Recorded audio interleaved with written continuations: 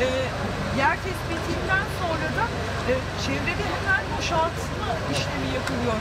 Burada arama kurtarma ekipleri bir zincir oluşturuyorlar ve o zincirle kovalarla, elleriyle, küreklerle kazarak o alanlara ulaşmak için, bölgeye geçmek için elleriyle, küreklerle birçok alet kullanarak, kazarak kovalarla boşaltım sağlıyorlar. Molozları, bazen betonları.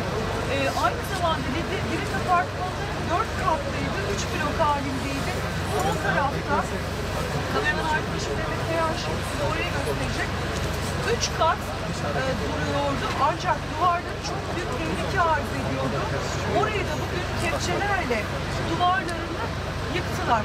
Ve şunu söyleyelim, saatler önce o alt kısımda kameraman arkadaşım Mehmet Kayan'ın gösterdiği noktada büyük bir oluk vardı.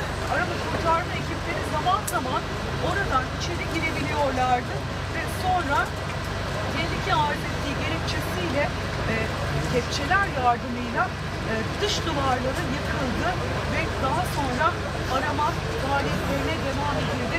Halen içeriye kadar girmiş durumdalar. Enkaz altındaki vatandaşlarımızı arıyorlar. Bu arada depremin yaşandığı diğer bölgelerde de yine aynı şekilde arama kurtarma çalışmaları devam ediyor. Bunun yanı sıra Mahmutpaşa'da da, özür diliyorum, Mustafa'da da dün çok sayıda ekipler yine orada canla başla çalışarak vatandaşlarımızı enkaz altından çıkarmayı başardılar. Ve şu anda depremde 47. saat Çağla. 7. saat verebileceğimiz haberleri bekliyoruz. Burada an be an takipteyiz. Biz de arama kurtarma ekiplerini izliyoruz ve onların o özverili çalışmalarını yakından takip ediyoruz. Dondurucu stoplarda zaman